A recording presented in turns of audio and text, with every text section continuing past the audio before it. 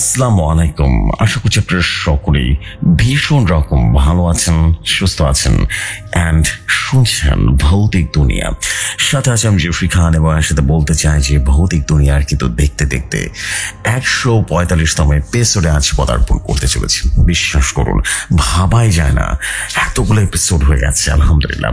এবং আজকে আজকে কিন্তু আপনাদের জন্য থাকছে ধারণা তান্ত্রিকের ঘটনা। বিশ্বাস করুন, ভয়াবহ কিছু ঘটনা আপনাদের জন্য আছে এবং এত সুন্দর স্টোরিগুলো আপনারা জাস্ট কল্পনা করতে পারবেন না, এতটুকু বলতে পারি। That is the mind blending story. আপনারা সত্যি বলছি এক অন্যরকম সুন্দর ফিলিংস পেতে চলেছেন এবং এই জন্য আমি আজকে প্রথমে বললাম যে দিস ইজ অ্যাবসোলুটলি অনেক জোস একটা এপিসোড হতে চলেছে। বিকজ আপনারা এই এপিসোডে যে ফিলিংসগুলো পাবেন বা যে স্টোরিগুলো শুনবেন, বিশ্বাস করুন আপনারা কল্পনা করতে পারবেন না যে এরকম হওয়া সম্ভব। প্রথমে আমরা এই এপিসোডে শুনবো সুব্রত দাসের ঘটনা। সুব্রত দাস ভাইয়ের অভিষিক্ত পুকুরের একটা স্টোরি আছে এবং এরপরে কিন্তু আমরা শুনবো আনিস ভাইয়ের ঘটনা। আমাদের সাথে নতুন যুক্ত হয়েছেন ভৌতিক দুনিয়ায়। এবং এরপরে হাবিব ভাইয়ের ঘটনা, ইয়াস তারানাথ তান্ত্রিকের কালো জাদুর ঘটনা। এবং বিশ্বাস করুন মাথা নষ্ট করে দিবে কালো জাদুর ঘটনাটি, এতটা বেশি জোস এবং ডার্ক একটা হরফাইড স্টোরি। আমি সত্যি খুবই আনন্দিত যে এরকম অসাধারণ ঘটনা আমি শোনাতে পারবো, আপনাদের ভাবলেই অনেক আনন্দ লাগতেছে। এই জন্য আমি সবসময় বলি যে this will be the master piece আজকের এপিসোডটা। So this is the fact. আমি দেরি করবো না, ঘটনা চলে যাবো। যার আগে প্রতিবারের মতো বলতে চাই, আপনারা যদি চান যে ভৌতিক দুনিয়ার স্টোরি পাঠাবেন then you are most welcome. ভৌতিক দুনিয়ার একটা ইমেল আইডি আছে which is bhotikdunia@gmail.com bhotikdunia@gmail.com। ঠিক এই ইমেলে ঘটনা সেন্ড করে দিলে চলবে। আর বেসিক্যালি বলার মতো কিছু নেই, চলে যায় সরাসরি ঘটনা। এবং নিশ্চয়ই জানেন যে ভৌতিক দুনিয়ার পাশাপাশি ভৌতিক কথাও কিন্তু আমি করি। আপনারা চাইলে ভৌতিক কথাও কিন্তু শুনতে পারেন, জানেন তো। যার জন্য ঘটনা কিন্তু আজকে আছে। দেরি করবো না, চলে যাচ্ছি সরাসরি ঘটনায়। করলাম না কারণ আমি জানি আপনি সবসময় ভালোর দলেই থাকেন। আমি সুব্রত আজ আবারও আরেকটি ঘটনা পাঠিয়ে দিলাম আপনার কাছে। ঘটনাটি পাঠিয়ে দিলাম এই জন্য যে আপনি আমার এর আগের ঘটনা শেয়ার করেছিলেন, এই জন্য খুব খুশি হয়ে দ্বিতীয় ঘটনা লিখে পাঠালাম। ভালো লাগলে পড়ে শোনাবেন। সরাসরি শুরু করছি ঘটনা। আজকে একটা ভৌতিক পুকুরের ঘটনা শেয়ার করতে চলেছি। যদি ভালো লাগে তবে অবশ্যই শেয়ার করবেন। ঘটনাটি আমার একটা জায়গা থেকে শোনা, তবে আমি প্রথমে সব ঘটনা বিশ্বাস করতাম না, কিন্তু আমার সাথে এই একই পুকুরে এমন ভয়াবহ ঘটনা ঘটে যায় তারপর থেকে আর কোনো কিছুই অবিশ্বাস মনে হয় না। তবে ওই পুকুরের দিকে তাকালেও ভয় করে আজ। আমাদের বাড়ি বাংলাদেশের ঝিনাইদহ জেলার কালীগঞ্জ থানার সিংহি গ্রামে। ওই গ্রামে গোমরাইলের যেতে বাম হতে একটা পুকুর পাড়ে এবং পুকুরটা কবে যে খনন করা তা আমার নিজেরই জানা নেই। আমার জন্মের পর থেকে দেখেছি ওই পুকুর অমন নিয়ে আছে এবং আমাদের ওই পুকুরের ব্যাপারে অনেক ঘটনা আছে, অনেকে অনেক কিছু দেখেছে। তবে সব ঘটনা তো আর ইমেল করা সম্ভব নয়, তাই যতটুকু পারছি তাই বলার চেষ্টা করছি জেফরি ভাই। আমাদের গ্রামে একজন প্রবীণ ব্যক্তি হলো অনিল দাদু। প্রথমে তার দাদুর ঘটনায় তোমাকে বলছি। অনিল দাদু আমাদের গ্রামে একজন বয়স্ক লোক, কালো লম্বা চড়া শরীর। এই বয়সে তার শরীরে যেন হাতির মতো শক্তি। যখনকার কথা বলছি তখন কারো বাড়িতে টয়লেটের ব্যবস্থা হয়নি। তখন সবাই বাগানে বা মাঠের মধ্যে শৌচাগার যাওয়া আসা করত। তো একদিন সন্ধ্যাবেলায় অনিল দাদুর বাইরে যাওয়ার প্রয়োজন পড়ে। সে বাড়ি থেকে একটা ঘটি নিয়ে পুকুর পাড়ের দিকে যাচ্ছিল। বড় একটা পুকুর, তার সাথে লাগোয়া বড় বড় আম গাছ আছে, কড়ই গাছ আছে, আর সামনে সারি দিয়ে লাগানো নারকেল গাছ। তারই ফাঁক দিয়ে বসে তিনি প্রকৃতির ডাকে সাড়া দিচ্ছিলেন। আশেপাশে ঘুটঘুটে অন্ধকার। তিনি একা একা বাগানের মধ্যে বসে আছে। হঠাৎ করেই তার কানে অদ্ভুত একটা শব্দ আসলো। মনে হলো কেউ যেন এই সন্ধ্যাবেলায় নুপুর পায়ে বড় বড় আম গাছের মধ্য দিয়ে হেঁটে বেড়াচ্ছে। শব্দটা শুনে তার গায়ের শরীর যেন ঠান্ডা হয়ে গেল। আর এই সন্ধ্যায় এই বাগানের মধ্যে কে এলো আবার? তিনি এটা ভাবতে ভাবতে হঠাৎ করে তার নাকে অদ্ভুত একটা সুন্দর সুবাস ভেসে আসলো, যা তার নাক যেতেই সে আর বসে থাকতে পারলেন না। তখনই উঠে দাঁড়িয়ে গেলেন, সামনে তাকিয়ে যা দেখার চেষ্টা করলেন তা আর বলে বোঝানোর মতো নয়। তিনি বিশ্বাসও করতে পারছেন না। সে দেখতে পেল তার সামনে লাল পাটা এবং সাদা শাড়ি পরে একটা অল্প বয়সী বউ দাঁড়িয়ে আছে। তার কপালে দগদগ করছে লাল সিঁদুর, ফর্সা মুখ, কালো কালো চোখ। এই অন্ধকারের মধ্যেও তাকে স্পষ্ট দেখা যাচ্ছে, কিন্তু তিনি তাকে চেনেন না। এই গ্রামের সবাইকে তিনি চেনেন, কিন্তু এই মেয়ে মানুষটাকে তিনি চিনতে পারছেন না। অনিল দাদু আর দাঁড়িয়ে থাকতে পারলেন না।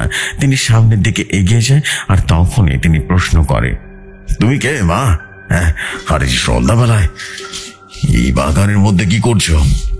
ওই বউটা প্রথমে কোনো জবাব দেয় না, মুখে রহস্যময় একটা হাসি ফুটে বলল, মা বললি বলি হাঁস পেয়েছে কিরে, না হলে তো কি হাঁস দেখে নিতাম। কথাটা বলতে বলতে ওই বউটা পুকুরের দিকে হাঁটতে হাঁটতে এগিয়ে যায়। অনিল দাদু কথাটা শুনে যেন মুহূর্তে হতভম্ব হয়ে যান। তবে তার যাওয়া দেখে তিনি দাঁড়িয়ে থাকতে পারলেন না, তাই বউটার পেছন পেছন এগিয়ে যায়। বউটা পুকুর পাড়ে এসে একবার পেছনে তাকায়, আর ঠিক তখনই অনিল দাদু তার মুখ আরেকবার দেখতে পারে, আর সেটা দেখে তার জান যেন বেরিয়ে যাওয়ার উপক্রম হয়ে গেছিল। মুখ দিয়ে কোনো শব্দ উচ্চারণ করতে পারছিল না। এই অন্ধকারের মধ্যেও দিব্যি দেখতে পাচ্ছে বউটার মুখে কোনো মাংস নেই, সে যেন একটা অদ্ভুত কঙ্কাল। তার চোখের কোঠরে কোনো চোখ নেই, সেখানে দুটো কয়লা জ্বলছে এবং সাদা দাঁত বাইরে বেরিয়ে আছে, আর সেই কঙ্কাল মুখে তার অদ্ভুত হাসি। আর এইটা দেখে অনিল দাদু চোখের সামনে থেকে ওই বউটা অদৃশ্য হয়ে যায়। আর ঠিক তখনই পুকুরের জলে অদৃশ্য আলোড়ন উঠে, যেন কোনো ঝড় চলছে। আর এটা দেখে অনিল দাদু সেখানে দাঁড়াতে পারে না এবং ভয়ে দৌড়ে পালিয়ে আসে। এই ঘটনাটা গ্রামের মধ্যে হু হু করে মুহূর্তে ছড়িয়ে পড়ে। আমরা শুনেছি তাদের কাছ থেকে। এরপর আরো একটা ভয়ঙ্কর ঘটনা আছে ওই পুকুরটাকে নিয়ে, এবার সেটাই বলছি। আমাদের গ্রামের আর একটা ছেলে, তার নাম খালেক। তার বয়স তখন 27 কিংবা 28 হবে। ফর্সা সুদর্শন ছেলে। ওই পুকুরের পাশেই তার বাড়ি। তার সাথে যখন ঘটনাটি ঘটে তখন গ্রীষ্মকাল, বাগানে আম থই থই করছে। সেবার ওই আম বাগান পাহারার জন্য খালেক থাকতো, আর পুকুরের একদম পাড়ে সে বাঁশ দিয়ে একটা চাটি তৈরি করা, আর সেখানেই কাঁথা বালিশ এনে একদম যেন আম পাহারা দিচ্ছিল। তো একদিন রাতের বেলা খালেক আম পাহারা দিচ্ছিল, টর্চ জ্বালিয়ে চারপাশটা দেখে আসে। আমের মুকুলের মিষ্টি গন্ধে চারপাশটা যেন মৌ মৌ করছে। অনেকটা রাত হয়ে গিয়েছিল, তাই আর না জেগে চারটের উপরে বিছানা পেতে শুয়ে পড়ে।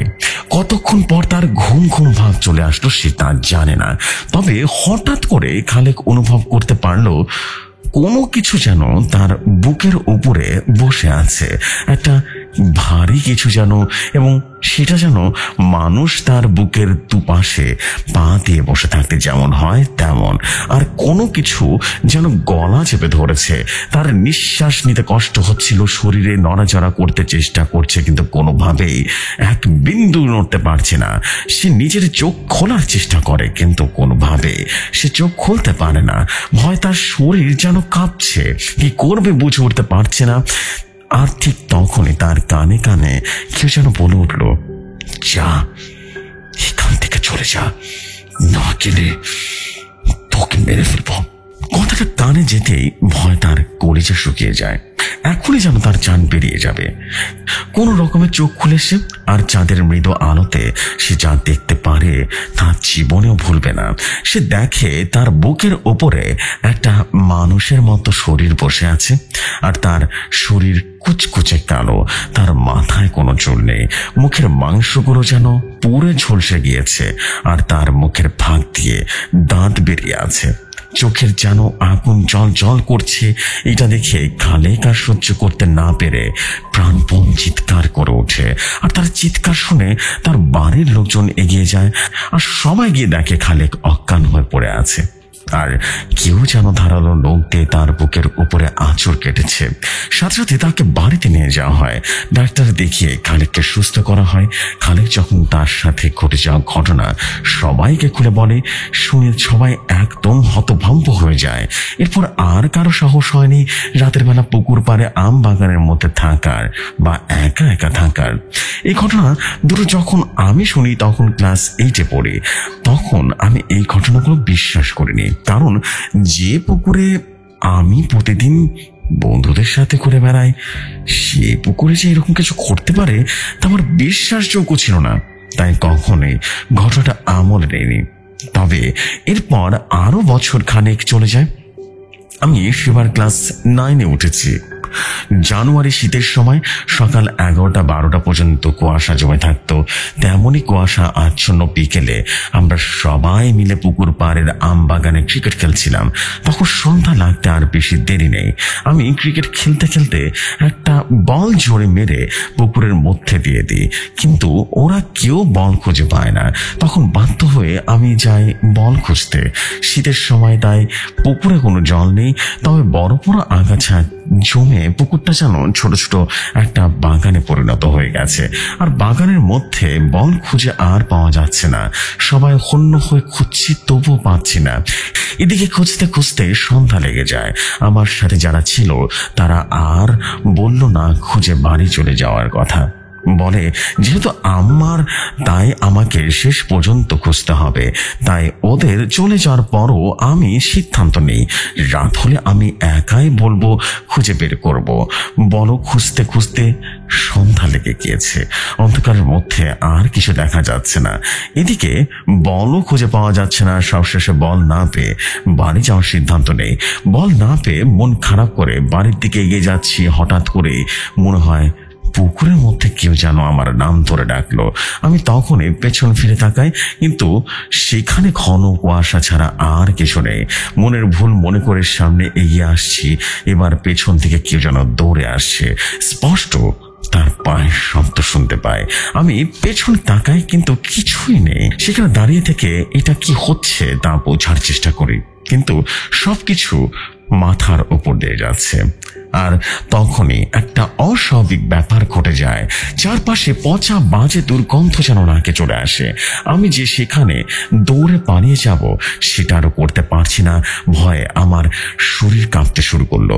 আর ঠিক তখনই আমার চোখ পড়ে গেল পৃথিবীর সবচাইতে বিভৎস দৃশ্যটা দেখতে।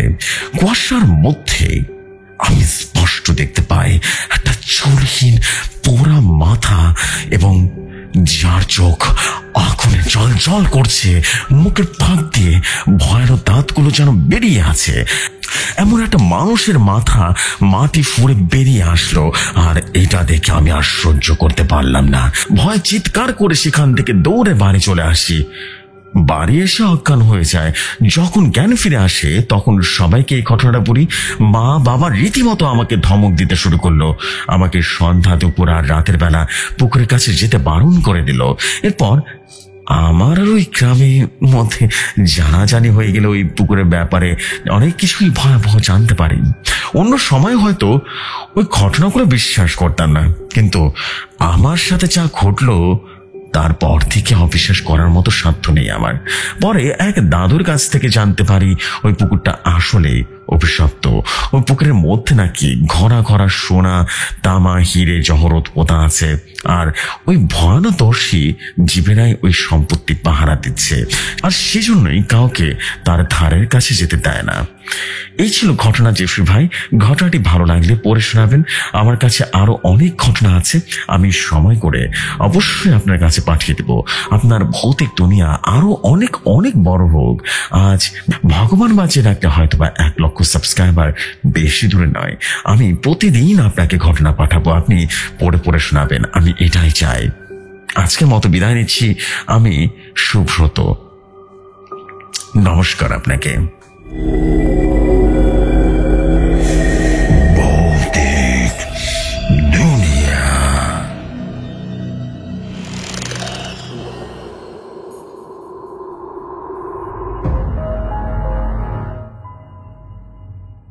হে সুব্রত ভাই, দাদা কেমন আছেন আপনি? মাশাআল্লাহ, what a story, that is brilliant story আমি মনে করি যে, এবং বেসিক্যালি আমি খুব বেশি পছন্দ করি এই ধরনের ঘটনাগুলো, এবং আমার কাছে এত বেশি ভালো লাগছে যে ভৌতিক দুনিয়াতে এত ভালো ভালো ঘটনা আসছে। Wow, that is one word, wow, brilliant story man. সত্যি খুব বেশি ভালো লেগেছে এবং খুব আনন্দ লাগছে যে আপনার কাছ থেকে আমি দারুণ দারুণ সব ঘটনা পাচ্ছি এবং সামনে পাবো ইনশাল্লাহ। সো একটাই কথা শুধু বলার মতো আছে, your story was mind blowing এবং খুবই দুর্দান্ত স্টোরি ছিল। আমি বিশ্বাস করি যে এরকম স্টোরি সবার কাছে আছে। আপনাদের কাছে থাকলে আপনারা কিন্তু পাঠিয়ে দিতে পারেন ভৌতিক দুনিয়ার gmail.com থেকে ইমেলে ঘটনা সেন্ড করতে পারেন। এবং আমি বিশ্বাস করি যে আপনাদের কাছে মারাত্মক সব ঘটনা আছে, এবং ভৌতিক কথা যারা শোনেন তারা তো মানে এক প্রকার হীরার টুকরো। এবং নিশ্চয়ই জানেন যে ভৌতিক দুনিয়াতেও কিন্তু অফিসিয়াল স্টোরি টেলার ঘোষণা করা হচ্ছে, এবং এটা খুবই ডিফারেন্ট হবে, ভৌতিক কথা থেকে একটু ডিফারেন্ট হবে, খুবই বেশি ডিফারেন্ট হবে এমনটা নয়, বাট একটু ডিফারেন্ট হবে। এতে করে আপনার ভিন্ন ধরনের স্বাদ পাবেন, এবং ভৌতিক দুনিয়ার মানে যেটাকে বলে যে ব্যাপার স্যাপারগুলো একটু ডিফারেন্ট সবসময় ছিল এবং সামনেও ডিফারেন্টই হবে। আমি চাই যে ভৌতিক দুনিয়া একদমই ডিফারেন্ট একটা প্ল্যাটফর্ম হোক, এবং এটা হলে সবচেয়ে বেশি সুন্দর হবে আমার কাছে মনে হয়, isn't it? So basically ব্যাপারটা অনেকটা এরকম। এবং আছে কিন্তু আমরা যেটাকে বলে যে সুব্রত দাস ভাইয়ের ঘটনা কিন্তু শুনে ফেলাম। আজকে আরেকটা ঘটনা আছে আমার কাছে, দারুণ রকম ঘটনা আছে আজকে, অনেকগুলো ঘটনা আছে আপনাদের জন্য, এবং প্রতিটা ঘটনা আপনাদের মাথা নষ্ট করে দিবে, এতটুকু বলতে পারি। আরেকটা ঘটনা আছে, আমি এখন আরেকটি ঘটনা পড়ে শোনাবো, আশা করছি আপনাদের কাছে দারুণ রকম সুন্দর লাগবে। আমি চলে যাচ্ছি আরেকটি ঘটনা, এবং ঘটনাটি পাঠিয়েছেন গতকাল আমাদেরকে একজন ঘটনা পাঠিয়েছিলেন আনিস সরকার।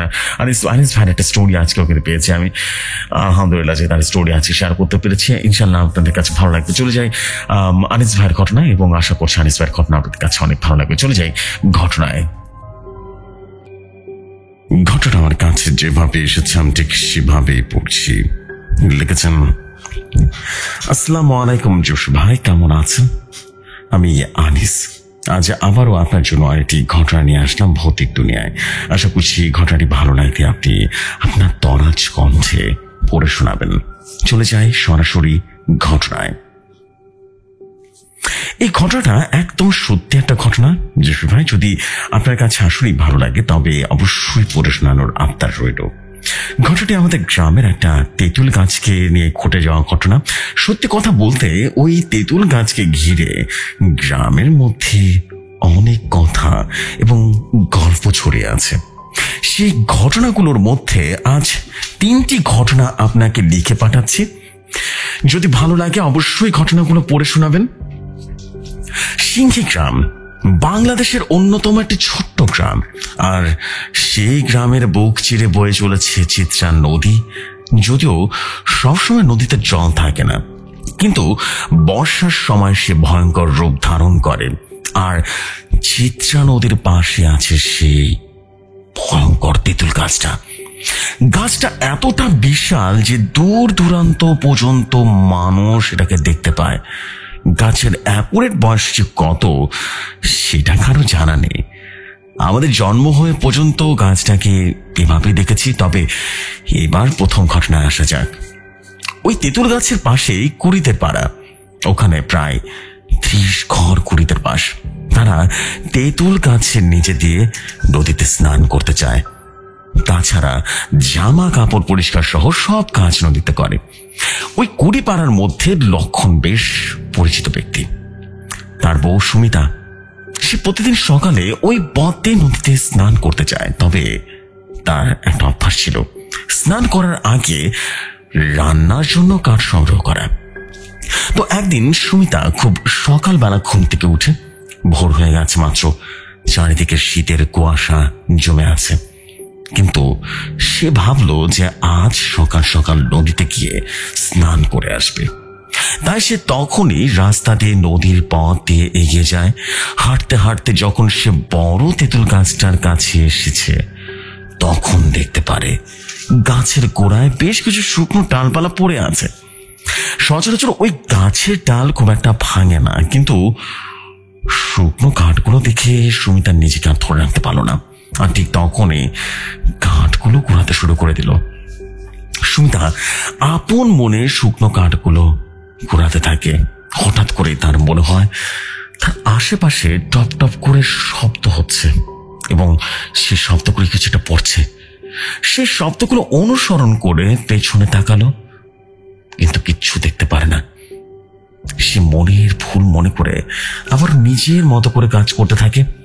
আবার বেশ কিছুক্ষণ কেটে যাওয়ার পর সুমিতা অনুভব করলো গাছ থেকে কেউ বড় সড়ো করে নেমে আসছে। তখনই সে গাছের দিকে তাকায়। না, এবারও সে কাউকে দেখতে পারে না। তবে তার মনের ভুল ভেবে অদ্ভুত একটা অস্বস্তি সৃষ্টি হচ্ছে। সে আর চুপ করে থাকতে পারলো না, জোরে চিৎকার দিয়ে জিজ্ঞেস করলো, আশেপাশে কেউ আছেন? যদি কেউ থেকে থাকেন তো দেখা দিন, এমন কেন করছেন? সুমিতার কথার জবাবে কেউ প্রত্যুত্তর করে না। তবে গ্রাম থেকে কারো নেমে আসার স্বর স্বর শব্দটা যেন ক্রমশ বেড়ে চলেছে। সে সেখানে আর থাকতে না পেরে কাঠগুলো নিয়ে তখনই বাড়ি ফিরে যায়। এরপর প্রায় সপ্তাহখানেক কেটে যায়। লক্ষণ ও সুমিতা রাতের বেলায় শুয়ে আছে।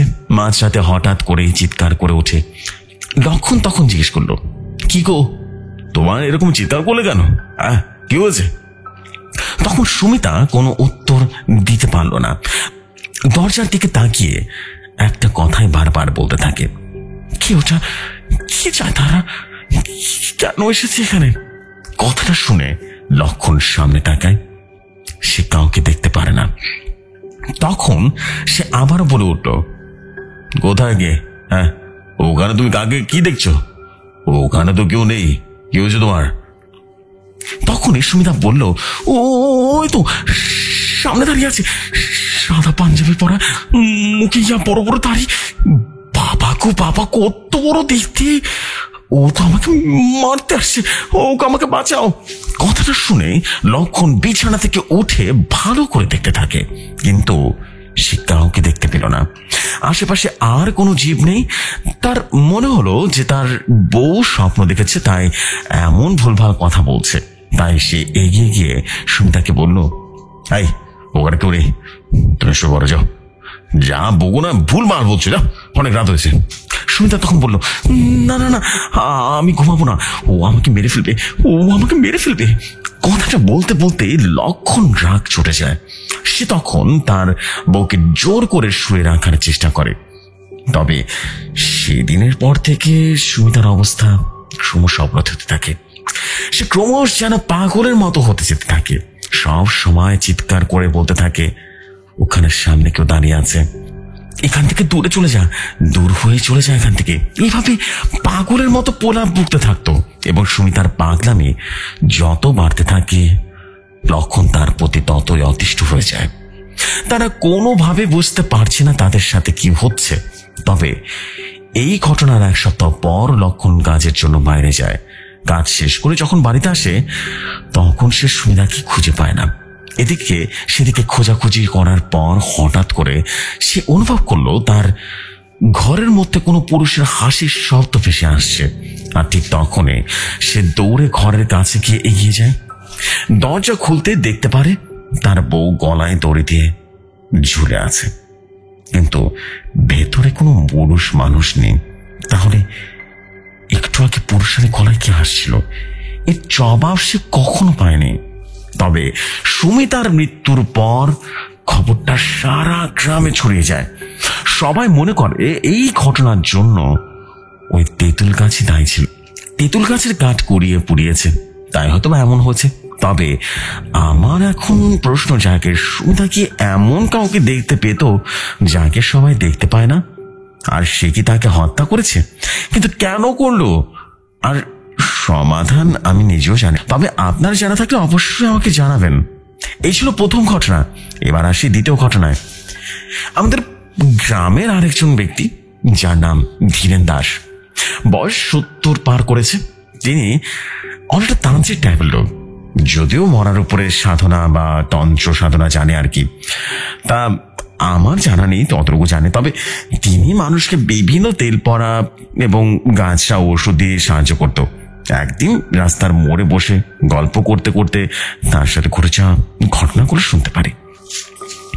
সে নিজেই আমাদের বলেছিল, সে যেইভাবে ঘটনাটা পড়েছিল সেইভাবে আমি লিখছি। ঘটনাটা যখন ঘটে তখন বর্ষাকাল। শ্রাবণ মাস, 2 থেকে 3 দিন একটানা বৃষ্টি হচ্ছে। এর মধ্যে কাজও নেই, সারাদিন বাড়িতে বসে থাকা আর বাজারে গিয়ে চায়ের দোকানে গল্প গুজব করা, এছাড়া আর কোনো কাজ ছিল না। একদিন গ্রামের মধ্যে একটা খবর আসে, চিত্রা নদীতে নাকি বিরাট মাছ হচ্ছে। কথাটা শুনতে আমি এক মুহূর্ত সময় নষ্ট না করে তখনই ঘর থেকে ঠেলা দিয়ে একেবারে নদীর দিকে রওনা দিলাম। তখন সবে বিকেল 4টে বাজে। আমি সিংহী বাজারের ঘাট থেকে পূর্ব দিকে এগিয়ে যেতে থাকি। আমি ছাড়াও কিছু কিছু মানুষ নদীতে মাছ ধরছিল তখনও। আমি ঠেলা জাল দিয়ে মাছ ধরতে ধরতে এগিয়ে চলেছি। কিছু মাছ অবশ্য পেয়েছি, সেগুলো একটা ব্যাগে ভরে আমি জাল ফেলতে ফেলতে এগিয়ে আসি। যখন কুড়িদের ঘাটের সামনে আসে ঠিক তখন চারপাশ আলো নেমে গিয়ে সন্ধ্যার অন্ধকার গাঢ় হয়েছে, আর সামনে যাওয়া ঠিক হবে না। তাই কুড়িদের ঘাটে স্নান সেরে উঠে সামনে দাঁড়ায়। আর ঠিক তখনই চোখ যায় বড় তেঁতুল গাছটার দিকে। গাছটাকে দূর থেকে দেখে মনে হচ্ছে কোনো একটা দানব দাঁড়িয়ে আছে। দানব, কেমন যেন একটা গাম্ভীর্য রয়েছে গাছটার মধ্যে। চারপাশে কোনো বাতাস নেই, স্থির হয়ে আছে বাতাসটা, কোমট একটা পরিবেশ। আমি সামনের দিকে হেঁটে আসি এবং গাছটার সামনে আসতেই আমার চোখ যেন থমকে যায়। মৃদু অন্ধকারের মধ্যে দেখতে পারি সাদা পাঞ্জাবি ও মাথায় টুপি পরা একটা ধবধবে পরিষ্কার লোক গাছের ডালে বসে আছে। তবে ডালটা এত উঁচুতে আছে যে সেখানে কোনো সাধারণ মানুষের ওঠা কোনোভাবেই সম্ভব নয়। তবে আমি একবার সাহস করে বলে উঠি, কে আপনি? এই সন্ধ্যাবেলায় গাছে বসে কি করছেন? হ্যাঁ? লোকটা কোনো কথা বলে না, আর তার পরিবর্তে আমার দিকে তাকিয়ে অদ্ভুত একটা হাসি দেয়। আর সেই হাসি দেখে আমার কলিজাটা শুকিয়ে গিয়েছিল, ভয় আমি জমে গিয়েছিলাম। আর ঠিক তখনই দেখতে পাই লোকটা ওই গাছ থেকে একটা পা মাটিতে নিচে নেমে এসেছে। আর এইটা দেখে আমার আর দাঁড়ানোর সাহস হয় না। আমি তখন সেখান থেকে দৌড়ে পালাই। আমার আর বুঝতে বাকি রইল না যে ওটা মানুষ নয়, ওটা কোনো জিন, যার কাজ হচ্ছে মানুষকে ক্ষতি করা। এরপর সন্ধ্যাবেলায় আমি ওইদিকে আর কোনোদিন যাইনি। এখনো সেই কথাটা মনে পড়লে বুকটা কেঁপে ওঠে। এই ছিল জিফু ভাইয়ের দ্বিতীয় ঘটনা। এবার আসুন ওই তেঁতুল গাছ নিয়ে তৃতীয় ঘটনাটা শুনি। এই তৃতীয় ঘটনাটা একটু অন্যরকম বলা যেতে পারে, আর সেটা শুনলে বুঝতে পারবেন এই ঘটনাটা ঘটেছিল অন্য কারোর সাথে নয়, ওই তেঁতুল গাছ যার সম্পত্তি সে রমজানের সাথে। রমজানের বাড়ি চিত্রা নদীর ধারে, তেঁতুল গাছের পাশে। তেঁতুল গাছের কারণে নানা রকমের সমস্যা তাকে পড়তে হয়। প্রায় প্রতি রাতে তাদের মনে হয় ওই গাছ থেকে কোনো কিছু যেন তাদের টিনের উপরে পড়ছে, কিন্তু পরক্ষণে বাইরে এসে কিচ্ছু দেখতে পায় না, কারণ অকারণে তার বাড়ির পরিবেশটা তাপমাত্রা পরিবর্তন হয়ে যায়, যার কারণে তার পরিবারের অনেকই নানা রকম শরীর খারাপের সম্মুখীন হয়েছে। এইসব দেখে রমজান ঠিক করে তাদের ওই তেঁতুল গাছটা বিক্রি করে দেবে। যেমন ভাবা তেমন কাজ, রমজান 2 দিনের মধ্যে একটা দালাল ঠিক করে ফেলে আর ওই তেঁতুল গাছটা বিক্রি করে ফেলে। কিন্তু সমস্যার সূত্রপাত কিন্তু এখান থেকে শুরু হয়েছিল। শুনেছিলাম যে দালাল নাকি গাছটা কাটার জন্য কিনেছিল, সেদিন রাতে সে রক্তবমি করতে করতে মারা যায়। তার পরিবারের রাতের বেলা কোনো মানুষের পৈশাচিক হাসির শব্দ শুনত, তবে রমজান এসব জানে না। রমজান গাছ বিক্রি করার আনন্দ নিয়ে সেদিন রাতে শুয়েছিল আর ভাবছিল এতদিনের আপদ ফাইনালি বোধহয় বিদায় হলো। কিন্তু তার এই ভাবনাটা সত্যি হবার আগে তার ঘরের পেছনে কোনো বাচ্চার চিৎকারের শব্দ শুনতে পায়, কিন্তু তাদের বাড়িতে কোনো বাচ্চা নেই। এইটা দেখে রমজান যেন ভয় পেয়ে যায়, কোনোভাবে শুয়ে থাকতে পারে না। তখনই কেউ যেন তার ঘরের পেছন থেকে তার নাম ধরে ডাক দেয়, রমজান, রমজান, এই রমজান, এদিকে আয়, এদিকে। কথাটা তার কানে যাওয়া মাত্র সে সবকিছুই ভুলে যায়। সে সবার অগোচরে নিঃশব্দে ঘরের বাইরে বের হয়ে আসে, যেন কেউ তাকে সম্মিলিত করে টেনে নিয়ে আসছিল। সে অন্ধকারের মধ্যে যখন বাইরে আসে, তেঁতুল গাছের গোড়ায় আসে, তখন দেখতে পারে প্রায় 7-8 জন মানুষ গাছের ডালে বসে আছে। তাদের সবার ফর্সা ফর্সা গায়ের রং এবং মুখে বড় বড় দাড়ি, মাথায় টুপি আর গায়ে সাদা রঙের পাঞ্জাবি পরা। আর একজনের উচ্চতা 10 ফিট লম্বা হবে। তাদের সবার চোখে মুখে রাগের চিহ্ন ফুটে উঠেছিল। তবে এসব দেখে রমজানের আর বুঝতে অসুবিধা হয়নি এরা কেউ মানুষ নয়, এরা জিন। রমজান তাদের সামনে এসে অবাক হয়ে দাঁড়িয়ে থাকে। অজানা একটা ভয় তার মেরুদণ্ড দিয়ে যেন ঠান্ডা স্রোত বয়ে নিয়ে যাচ্ছিল। সে কিছু বলতে যাবে, তার আগে ওই জিনগুলোর মধ্যে একজন বলে উঠল, তুই তেঁতুল গাছটা বিক্রি করছিস, কিন্তু কেন? তোর আমরা কি ক্ষতি করেছি? রমজান তখন বলে উঠল, তোমাদের জন্য আমার পরিবার অসুস্থ হয়ে যাচ্ছে। তোমরা ঘরের উপরে কি সব ফেলো, হ্যাঁ, যার কারণে অনেক বিরক্ত হয়। রমজান কাঁপা কণ্ঠে কথাগুলো বলছিল আর তোতলাচ্ছিল বারবার। রমজানের কথা শুনে তখনই একজন জিন বলে উঠল, আচ্ছা ঠিক আছে, তোদের বিরক্ত করবো না।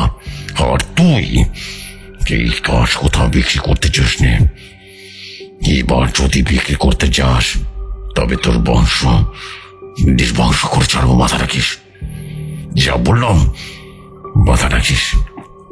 কথাটা বলতেই একসাথে 7টা জিন শব্দ করে হেসে ওঠে।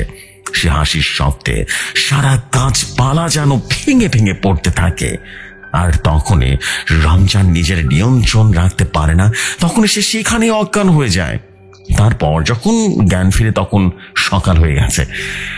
রমজান এই কথা তার পরিবারের সবাইকে বলে, আর আস্তে আস্তে তেঁতুল গাছটার ঘটনা পুরো গ্রামবাসীর মধ্যে ছড়িয়ে যায়।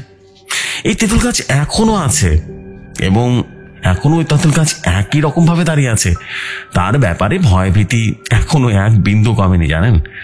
এখনো ওই গাছের গোড়ায় গেলে চারপাশটা ঠান্ডা হয়ে আসে। তবে আগের মতো হয়তো বা ওই জিনগুলোকে এভাবে করে দেখা যায় না। মডার্ন যুগ তো, কি আর করার।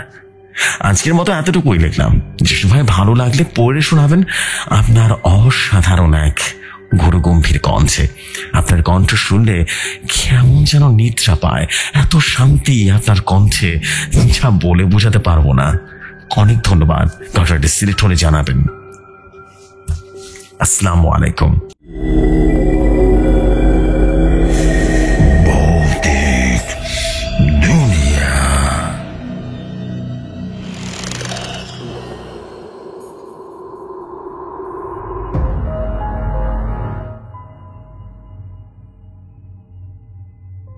ওয়ালাইকুম আসসালাম আনিস ভাই। Oh my goodness, what a story. আমি আসলে যত পড়ছি আপনাদের স্টোরি তত যেন মন্ত্র মুগ্ধের মতো একটা পরিবেশের সৃষ্টি হচ্ছে। আমি কল্পনাই করতে পারিনি এত অসাধারণ সব ঘটনা আমার কাছে আসবে। গতকালের এপিসোড এবং আজকের এপিসোড মিলিয়ে আমি সত্যি খুবই অবাক হয়ে যাচ্ছি। দিনে দিনে ভৌতিক দুনিয়া এত ভালো ভালো ঘটনা আসবে, আসলে খুবই আনবিলিভেবল লাগছে, খুব বেশি আনন্দ লাগছে যে অসাধারণ কিছু ঘটনা আপনাদের শোনাতে পারছি। এবং সত্যি বলছি, এটা আমার জন্য এক প্রকার অনেক বড় একটা ব্যাপার এবং আমি বিলিভ করি যে এই বিষয়টা খুব বেশি আনন্দ দিচ্ছে আমাকে এবং ধীরে ধীরে বোধহয় আরো বেশি প্রসারিত হয়ে যাচ্ছে এবং সবই আপনাদের ভালোবাসার ফলাফল, আমি এটা বিলিভ করি। এবং আমি এটাও বিলিভ করি যে আপনারা দারুণ সব ঘটনা পাঠাচ্ছেন, অসাধারণ সব ঘটনা পাঠাচ্ছেন বলেই এটা সম্ভব হচ্ছে এত ভালো ভালো ঘটনা এখানে শেয়ার করা। So this is the fact. আর একটা ফ্যাক্ট সবচেয়ে বেশি কাজ করে, সেটা হচ্ছে আপনাদের দোয়া আছে আমার প্রতি। আমাকে আপনারা সবসময় আপনাদের দোয়ার ভিতরে রাখেন। আসলে অনেক বেশি প্রসারিত হচ্ছে মাশাআল্লাহ। এবং দেখতে দেখতে 20,000 সাবস্ক্রাইবার অলমোস্ট ডান বলা যেতেই পারে। হয়তো আজকের এপিসোডের পরে 20,000 সাবস্ক্রাইবার হয়ে যাবে আলহামদুলিল্লাহ। অ্যান্ড 20K সাবস্ক্রাইবার হয়ে গেলে কিন্তু দারুণ কিছু হয়ে যাবে। এবং 20K সাবস্ক্রাইবার হওয়ার পর থেকেই কিন্তু আমি এক এক করে অফিসিয়াল স্টোরি টেলার, আমরা এক এক করে অফিসিয়াল স্টোরি টেলারদের স্টোরি শেয়ার করবো। এই ব্যাপারটা কিন্তু তখন আবার অন্যরকম সুন্দর পর্যায়ে চলে যাবে এবং তখন কিন্তু কিন্তু আরো বেশি সুন্দর লাগবে। So this is the fact. আমি বিলিভ করি যে ফাটাফাটি সব ঘটনা কিন্তু আপনাদের মাধ্যমে ফাটাফাটি মানুষদের কাছে পড়ে যাচ্ছে। So this is the fact. আমার বলার মতো কিছু নেই, আমি চলে যাচ্ছি পরবর্তী ঘটনায় এবং আশা করছি পরবর্তী ঘটনা ভয়ঙ্কর সুন্দর হবে। চলে যাই ঘটনায়।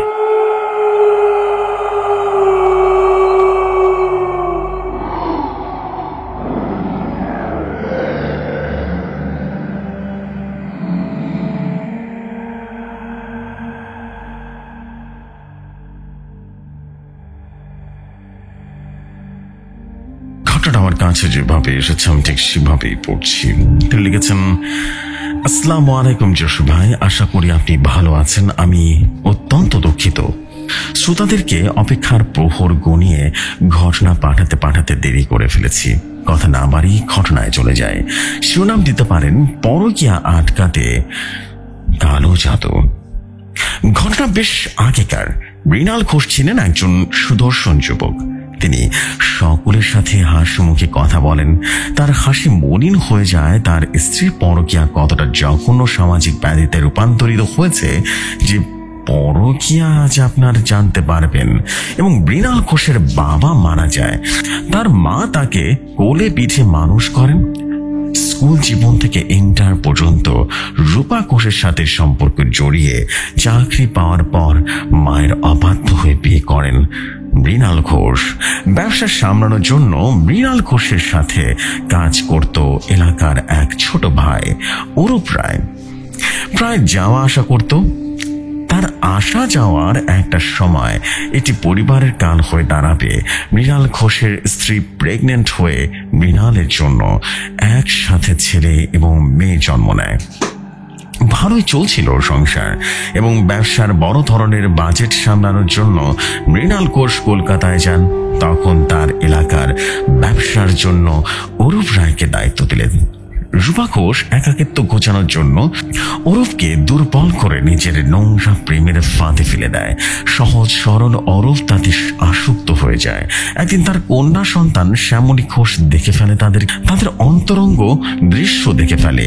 ভয়ে কিছু বলতে পারে না এবং মৃণাল কলকাতা থেকে আসে বিশ্রাম নেওয়ার জন্য। পরে মেয়ে শ্যামলীকে কোলে নেয়। মেয়ে শ্যামলী বলল, জানো বাবা, অরূপ আঙ্কেল আমার সাথে একই বিছানায় শুয়েছিল।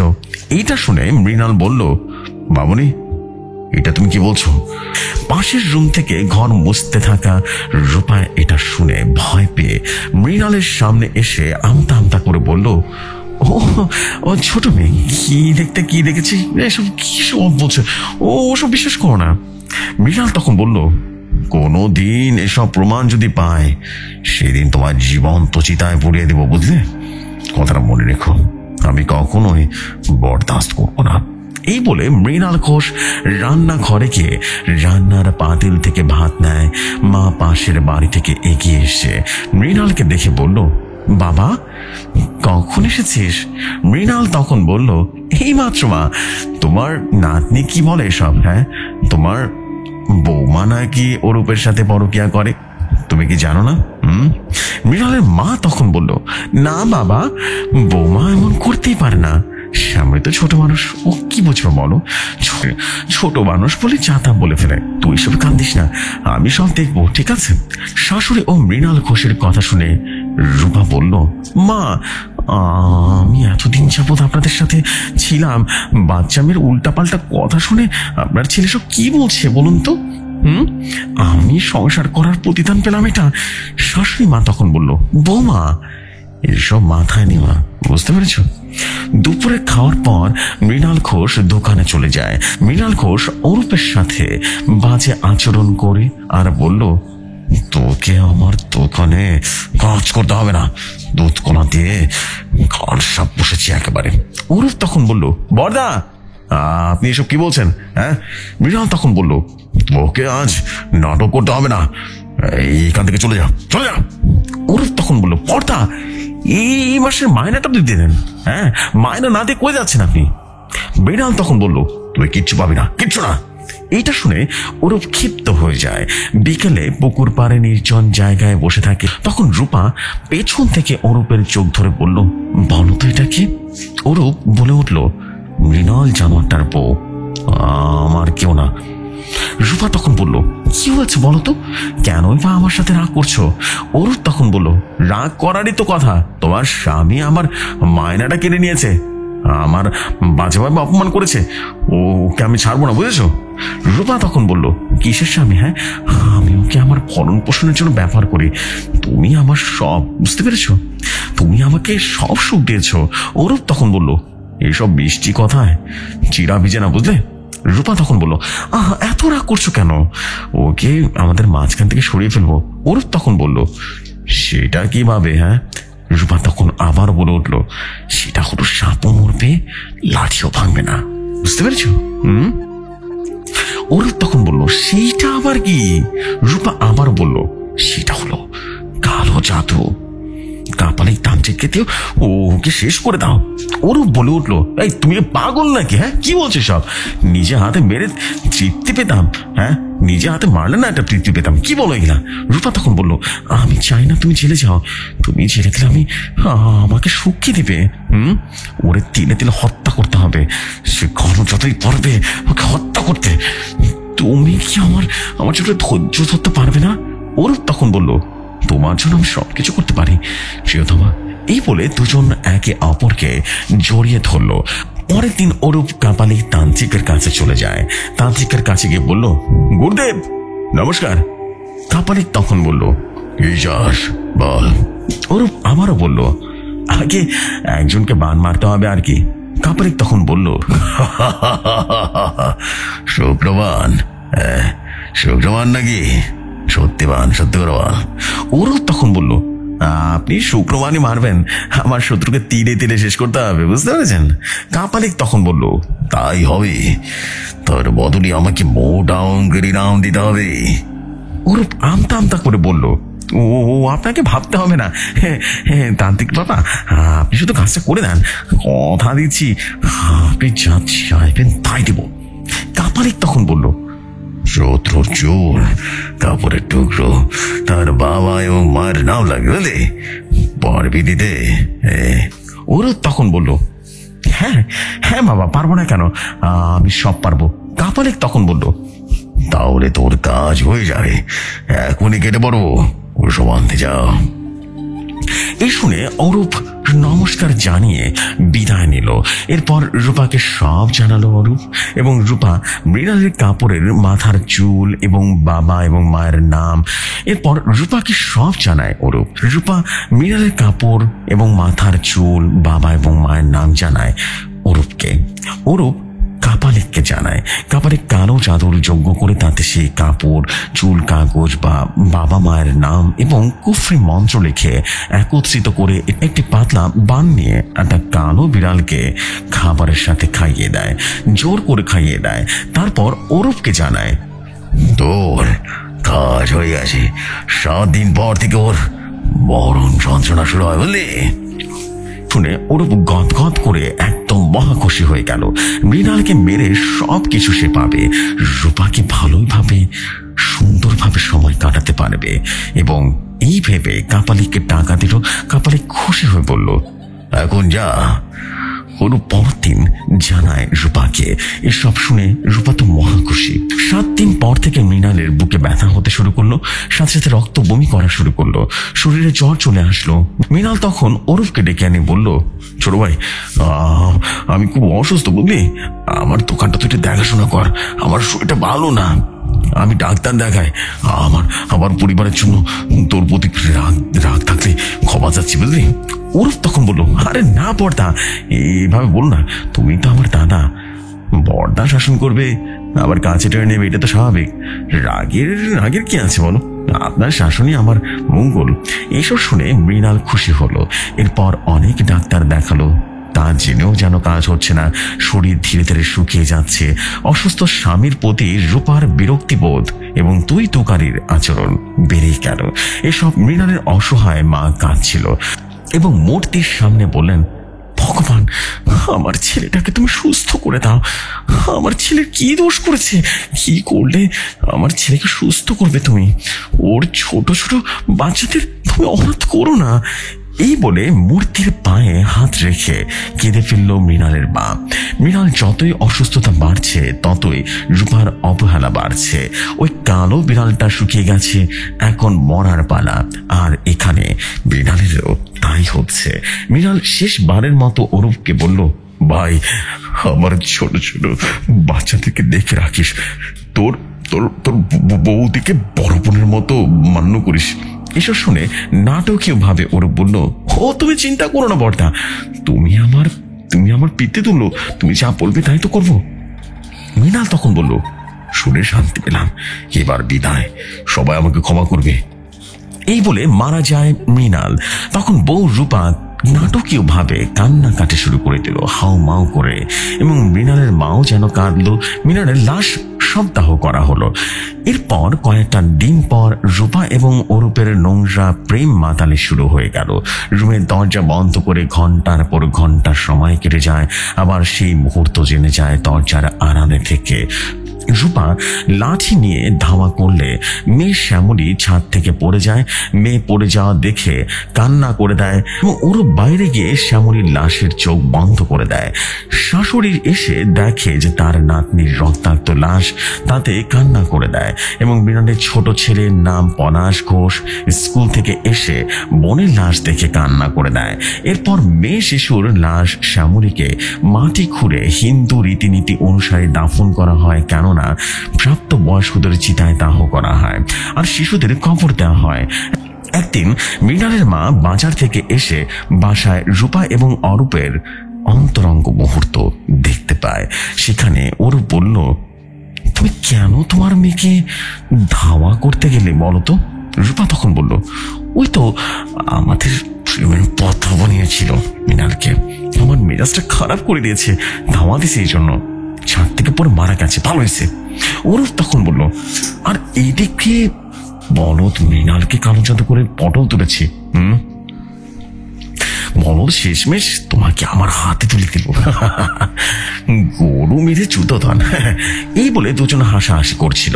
এসব শুনে ফেললো মৃণালের মা, মন ভেঙে গেল। এ যেন ঘরের শত্রু বিভীষণ। অন্য রূপে গিয়ে নাটকীয় ভাবে মৃণালের মা বলল, বৌমা কই গো, বাজার করছি, রান্না করো। পলাশ স্কুলে গেছে, খেতে বসবে এখন। রূপা তখন বলল, এই পরীকে নিয়ে আর পারি না, এটাকে শেষ করা দরকার। অরূপ তখন বলল, এত রাগ করছো কেন? তাকে আমি পটিয়ে পরিবারের মতো মা বানাবো, আর তাকে রাজি করিয়ে তোমাকে বিয়ে করে ভালো মতো সংসার করব। রূপা তখন বলল, তবে সেটাই করো। অরূপ পাশের রুমে গিয়ে মৃণালের মাকে বলল, কাকিমা, আমাকে তো বলতেই পারতেন, আমি বাজার করে নিয়ে আসতাম। মৃণালের মা তখন বলল, সে কি বাবা, তুমি দোকান থেকে ব্যস্ত থাকো, সবই তো সামলাচ্ছ তুমি, আমি চলবো কিভাবে বলো? তুমি তো জানো আমার ডায়াবেটিস, তাই একটু পরিশ্রম করা দরকার, বসে থাকলে রোগ আরো বেড়ে যাবে। অরূপ তখন বলল, আগে আপনার ইচ্ছা কাকিমা। দুপুরে একসাথে সবাই মিলে খেলো এবং অরূপ চলে গেল।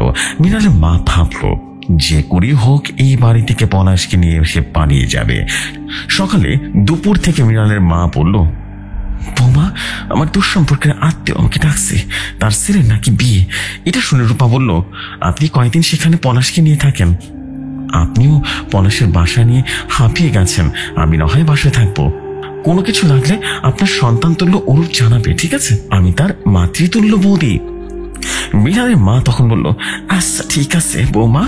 এই বলে পলাশকে নিয়ে মৃণালের মা অটোতে করে অনেক দূরে এক দুঃসম্পর্কীয় আত্মীয়ের বাসায় আশ্রয় নেয় মৃণালের মা এবং তার নাতি পলাশকে নিয়ে।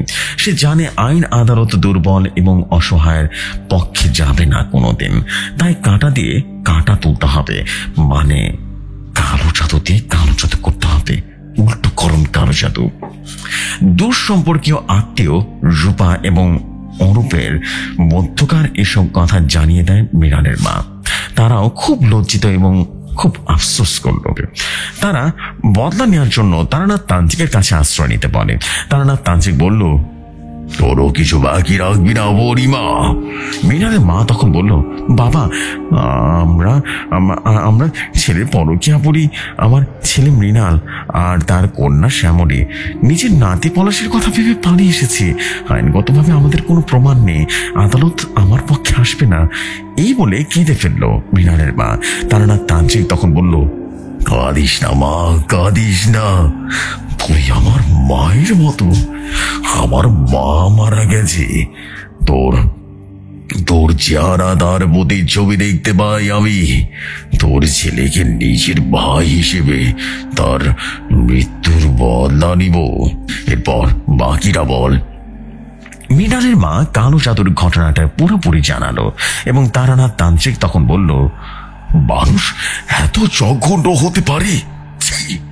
এ যেন খাল কেটে কুমির এনেছে। চিন্তা করিস না, এই মানুষরূপী অসুরগুলোকে আমি শাস্তি দেব, তারা দেবীর সাহায্য নিয়ে করব। মৃণালের মা তখন বলল, তাই যেন হয় বাবা। তারানাথ তান্ত্রিক আরো বলে উঠল, শয়তানের কাপড়ের টুকরো চুল এনে দিলেই হবে। পারবি মা, পারবি? মৃণালের মা তখন বলল, হ্যাঁ বাবা, পারবো তো। তারানাথ তান্ত্রিক তখন বলল, আমি এই তন্ত্রবিদ্যা শিখেছি তারা দেবীর আশীর্বাদে। দেবী কথা দিয়েছি মানুষের ভালো কাজে তা ব্যবহার করব। তুই যেহেতু অসহায়, তাই তোর বদলা নিতে আমি সাহায্য করব মা। তুই এখন সেখানে যা, যা সেখানে যা, ওসব নিয়ে আয়। মৃণালের মা তখন বলল, আচ্ছা বাবা। মৃণালের মা তান্ত্রিকের আশ্রম ত্যাগ করলো। ওদিকে তারানাথ তান্ত্রিক শ্মশানে তার পরিচিত পিশাচ স্মরণ করা মাত্র সে হাজির হয়ে গেল এবং বলল, বলুন গুরুদেব, আপনার সেবায় নিয়োজিত কি করতে পারে? তারানাথ তান্ত্রিক রূপার শ্বশুর বাড়ির ঠিকানা জানিয়ে বলে উঠলেন, তুই মানুষের বেশে আগামীকাল ওখানে যাবি। পারবি? ওদের কারেন্টকে চাপ দিয়ে তথ্য হাতিয়ে নিয়ে আসতে পারবি আমাকে? পিশাচটা তখন বলল, আপনি চিন্তা করবেন না, আপনি যা বলবেন আমি তাই করব। এরপর সে পিশাচ কয়েকদিন পর তারানাথ তান্ত্রিককে জানালো, গুরুদেব, রূপা এবং তার প্রেমিক ওরূপ এতটাই বাজে, তারা কাল্পনিক তান্ত্রিকের সাহায্য নিয়ে মৃণাল ঘোষকে হত্যা করেছে। কাল্পনিক তান্ত্রিক খুব শক্তিশালী। তারানাথ তান্ত্রিক এসব শুনে একটা অট্ট হাসি হাসলো আর বলল, কাপালিক তান্ত্রিক, তোর জম, ওকে মা তারা দেবীর আশীর্বাদে শেষ করব। বাহ, আমাকে শক্তি দিয়েছেন। পিশাচ তখন বলল, আমি আসি গুরুদেব, আপনার সাহায্য লাগলে স্মরণ করবেন, আমি হাজির হয়ে যাব। তারানাথ তান্ত্রিক তখন বলল, আচ্ছা যা যা তাহলে। কিছুক্ষণ পর মৃণালের মা হাজির হলো। তারানাথ তান্ত্রিক তখন বলল, বাহ, এসেছিস তুই, এসেছিস? মৃণালের মা তখন বলল, হ্যাঁ বাবা, আপনি যা আনতে বলেছেন আমি তাই আনলাম। তারানাথ তখন বলল, সাবাস সাবাস, কাজ এবার হয়ে যাবে। আজকের মতো বিদায় নে, 3 দিন পর ওদের মরণ দশা দেখতে পারবি।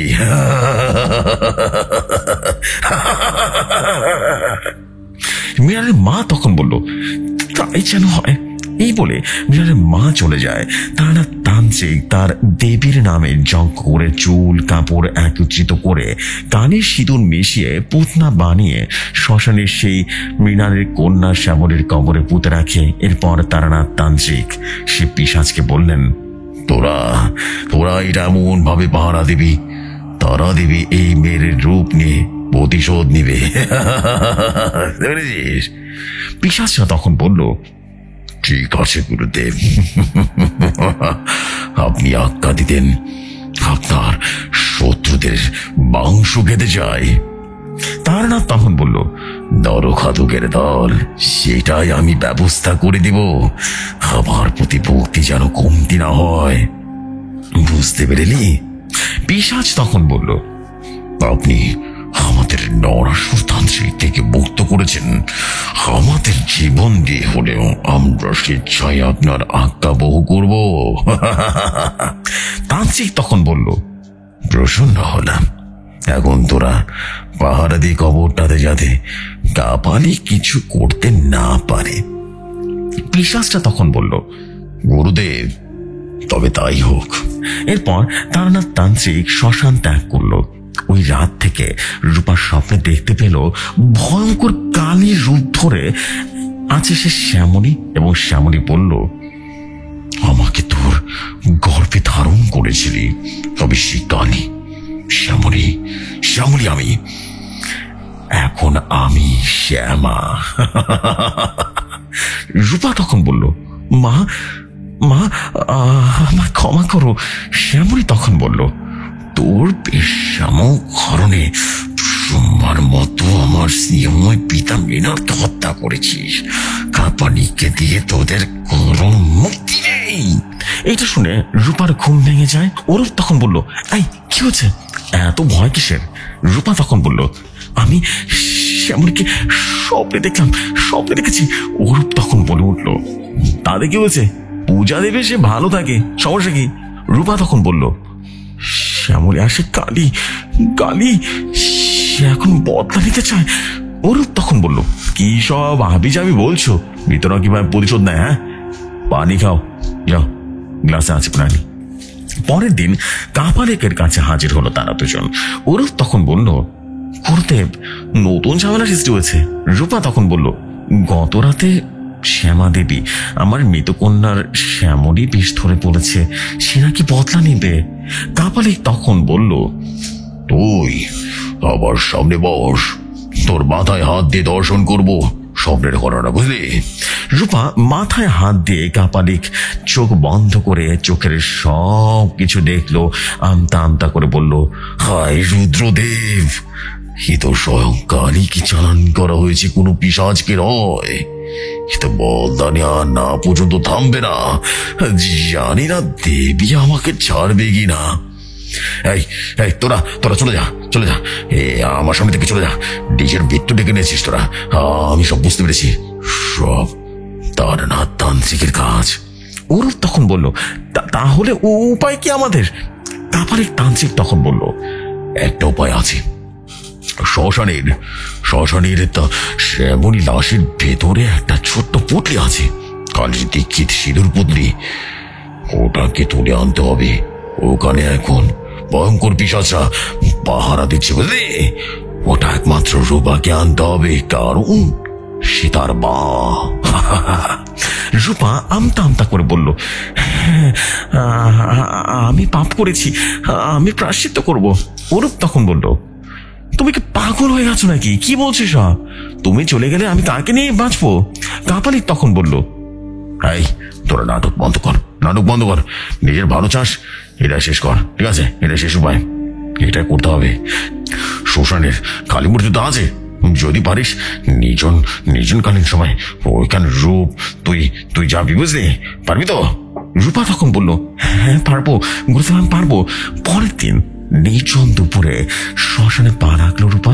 আকাশ যেন হঠাৎ করে কালো মেঘে ঢেকে গেল। দুপুরটা সকালে বৃষ্টি মেঘাচ্ছন্নর মতো হয়ে গেল। চারপাশে ঝড়ের মতো গাছগুলো একে অপরের সাথে ধাক্কা খাচ্ছে। কবর যেই না সামনে যাবে, অদৃশ্য আঘাতে রূপা চরম আঘাত পেল। রূপার মুখ দিয়ে রক্ত বমি হচ্ছে। রূপা দেখতে পাচ্ছে মন্দিরের মূর্তিটা যেন নড়াচড়া করছে। চারিদিকে অন্ধকার, কালো মেঘে ঢেকে গেছে।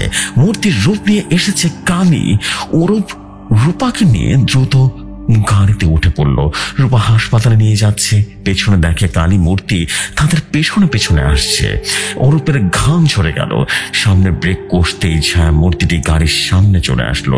সজোরে একটা লাথি মেরে দিল এবং অরূপ ছিটকে পড়ে যায়। রূপার উপরে ভয়ঙ্কর ছায়া মূর্তি পা দিয়ে পাড়া দিয়ে ত্রিশূল দিয়ে আঘাত করে আগুনে ভস্ম করে দেয়। আঘাত লাগায় অরূপ ঝাপসা ঝাপসা চোখে দেখতে পায়, অজ্ঞান হয়ে যায়। দিনটা ছিল কালী পুজোর দিন।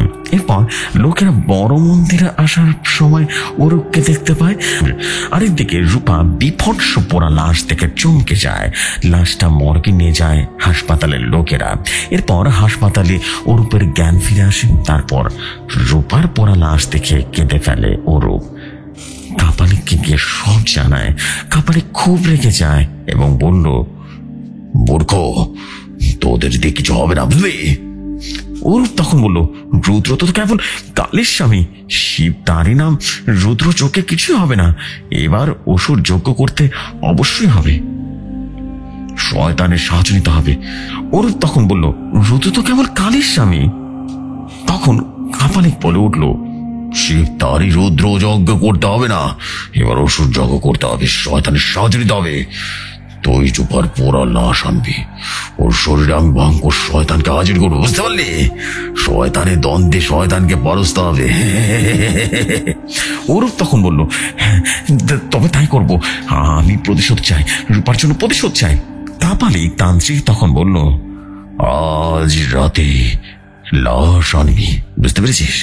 আজ রাতে কালী পুজো, শয়তানকে পুজো করে এই যুদ্ধে শয়তানকে দাঁড় করাবো। অরূপ তখন বলল, তাই হোক। এসব ঘটনা তখন তারনাথ তান্ত্রিকের পিশাচ এসব শুনে পালাতে ধরবে, আর ঠিক তখনই কাপালিকের পোষা পিশাচদের সাথে ধস্তাধস্তি হয়। কাপালিক তখন বলল, ওকে ছেড়ে দে, ছেড়ে দে, কালীর সন্তান তারানাথ দেখি আমার কি করতে পারে। তারানাথ তান্ত্রিকের পিশাচ ছাড়া পেয়ে তারানাথের গায়ে গিয়ে বলল, অহংকারী কাপালিক তান্ত্রিক এখন শিবকে বাদ দিয়ে এখন শয়তানের পুজো করে, কালের বিরুদ্ধে দাঁড় করাবে শয়তানকে। তারানাথ তখন বলল,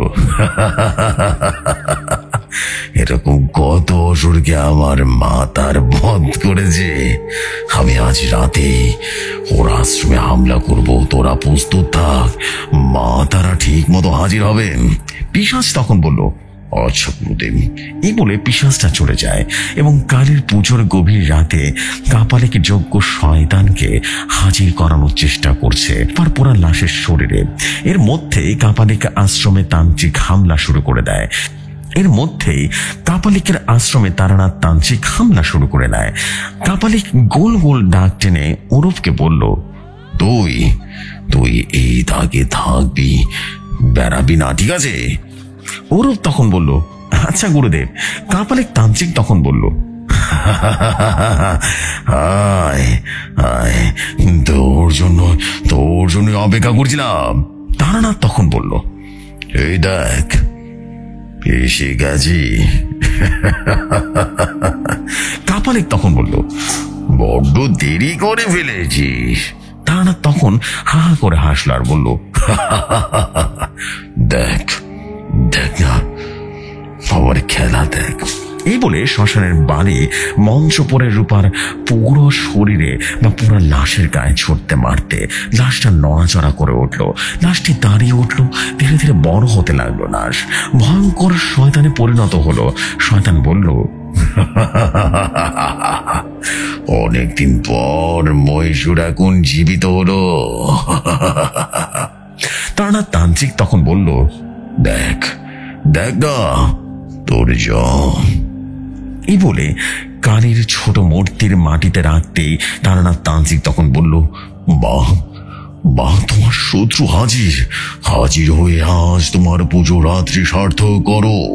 এই কথা বলার পর পর ছোট মূর্তিটা হঠাৎ করে বড় হতে লাগলো। কাপালিক তখন বলল, না না না না না, এটা হতে পারে না, এটা হতে পারে না। তান্ত্রিক তখন বলল, কি ভেবেছিলি আমি একা? দেখ দেখ, আমার মাকে সঙ্গে এনেছি আমি। মা আর মহীশূর যুদ্ধ করবে, এদিকে তুই আমি ধস্তাধস্তি করি, আয় আয় আমায় বধ কর। এটা শুনে কাপালিক রেগে তার যজ্ঞের আগুন পা ঢুকিয়ে লাথি মেরে বলল, কাপালিক এবং তারানাথ তান্ত্রিকের পিশাচদের তুমুল লড়াই শুরু হয়ে গেল। গোলদাগের ভেতর থেকে নরকীয় তাণ্ডব যেন দুই পক্ষই ভয়ঙ্কর ভাবে করছিল। এবং গলা শুকিয়ে কাঠ মনে হচ্ছিল শরীর থেকে যেন ভেতরে কলিজা বের হয়ে যাবে, এমন একটা ভয়াবহ অবস্থা হলো। এদিকে কালী আর মহীশূরের কঠিন লড়াই, কাপালিক আর তান্ত্রিক চরম ধস্তাধস্তি। কালীর শক্তিতে তারানাথ কাপালিকে সজোরে লাথি মারল এবং লাথি মারলে কাপালিক গাছের গুড়ির সুচালো আঘাতের রক্তক্ষরণে হাত জোর করে তারানাথ প্রণাম করে মারা যায়। তারানাথ তান্ত্রিক মন্ত্র পড়ে তার চোখ বন্ধ করে নেয়। ওইদিকে মহিষাসুর বধ করে কালী রক্ত খাওয়ার দৃশ্য প্রসন্ন হয়ে তারানাথ তান্ত্রিক তখন বলল, জয় মা কালী জয়। তারানাথ তান্ত্রিক সকল পিশাচদের এক সুরে জয় মা কালী জয় প্রণাম দেয়। এরপর লাশটা আগুনে পুড়িয়ে ছাই করে দেয়। এরপর কালী অরূপকে মারতে যাবে। তারানাথ তখন বলল, বাকু ওকে বেরো না, ওই দেখুক দেখুক বাপকে ছাড়ে না, ওকে আমার হাতে ছেড়ে দাও। এরপর তারানাথ শাঁখ বাজিয়ে মঞ্চ পড়ে কালীকে তুষ্ট করে বিদায় দেয়। এরপর অরূপকে তারানাথ বলল, মূর্খ, তোর ইহকাল নেই পরকাল নেই, নিজের ভালো চাস, পরের জন্মে তাহলে পুলিশের কাছে আত্মসমর্পণ কর। এই বলে দাগ কেটে দেয়। প্রচন্ড ভয় পেয়ে যায় অরূপ এবং থানায় চলে যায়। পুলিশ বলে, কি ব্যাপার, এ তো থানায় কেন, কি হয়েছে, মাকে কিছু হয়েছে নাকি? অরূপ তখন বলল, আমি মৃণালকে হত্যা করেছি, আমার কারণে রূপার মৃত্যু হয়েছে। পুলিশ তখন বলল, সাব্বাস, বেগ নাচেতে বৃষ্টি, তোকে ধন্যবাদ সত্য বলার জন্য, বুঝতে পারলি?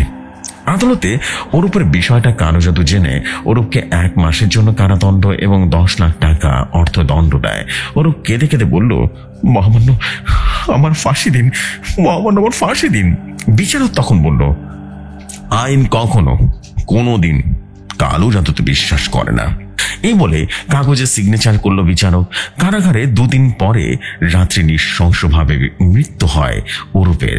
কারাগারে রক্তাক্ত কঙ্কাল, মনে হচ্ছে কোনো পিশাচ এসে নীরব ঘাতককে মৃত্যু দিয়ে সবার করে চলে গেছে। পরে কেস আদালত বাতিল করে দেয় এবং মৃণালের মা এবং মৃণালের ছেলে পলাশকে পাওনা সম্পত্তি বুঝিয়ে কেস স্থগিত করে ফেলে। ভাই, এই ছিল বিভীষিকাময় তারানাথ তান্ত্রিকের এক অলৌকিক কালো জাদুর ঘটনা বা উল্টোকরণ কালো জাদুর ঘটনা। পরকীয়া কতটা জঘন্য আশা করি সবাই বুঝতে পারছেন। ঘটনাটা কেমন হলো জানাবেন। Final exam 23/4/2024। এই জন্য ঘটনা লিখতে বিলম্ব হতে পারে, তবুও চেষ্টা করব। ভুল ত্রুটি হলে ক্ষমা সুন্দর দৃষ্টিতে দেখবেন। শুভরাত্রি জেফরি ভাই। ইতি আপনার বিগ ফ্যান আহসান হাবিব, লালমনিরহাট থেকে বলছি, রংপুর বিভাগ।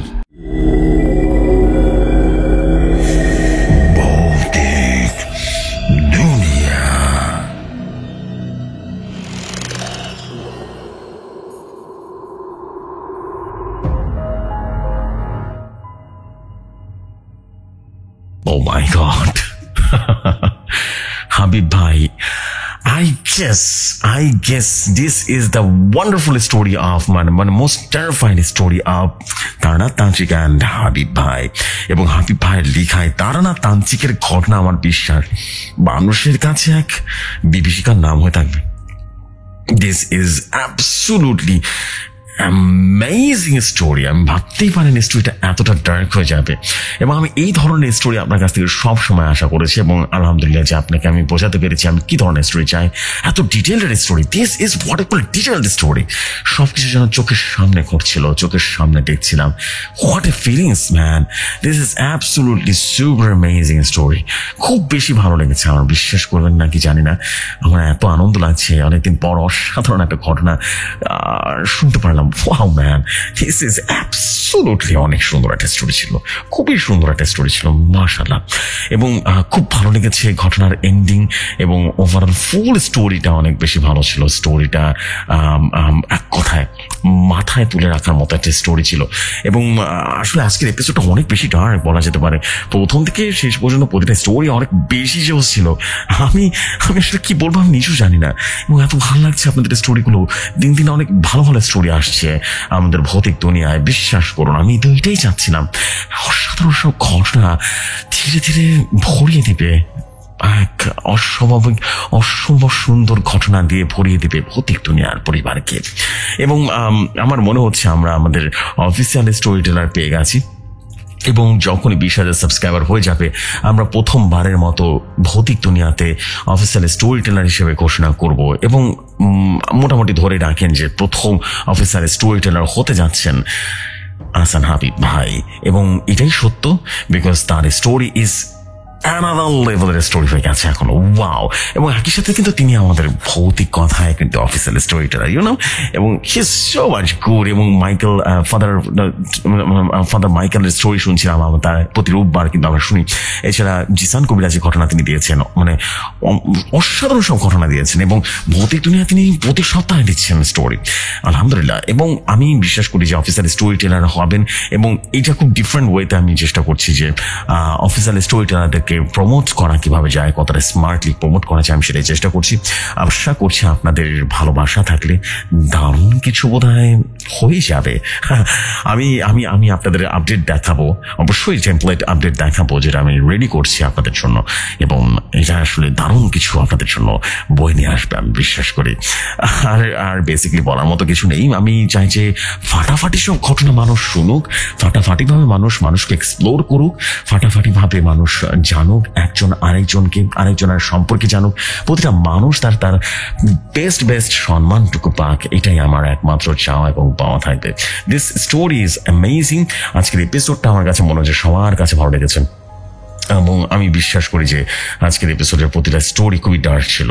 এবং যেহেতু আজকে আমরা তান্ত্রিকের স্টোরি শুনলাম, তারা তান্ত্রিক, তার মানে তো হিটেস স্টোরি বলা যেতেই পারে। So this is the fact. আর দেরি করবো না, এখনকার আমাদের বিদায় নেব, যেহেতু এখনই শুরু হবে। আমাদের নিশ্চয়ই জানেন যে ভৌতিক কথায় কিন্তু জায়ান্টের স্টোরি হবে, এক্স্যাক্টলি। সো জায়ান্টের স্টোরি শুনতে হলে বেশিক্ষণ লাগবে না, 10টার সময় একটা শো। এখনকার মতো এখানে বিদায় দিচ্ছি, আপনারা চলে যান ভৌতিক কথায় এবং দারুণ রকমের স্টোরি শুনে আসুন। So this is the fact. আর দেরি করবো না, চলে যাচ্ছে এখনকার মতো। আসসালামু আলাইকুম।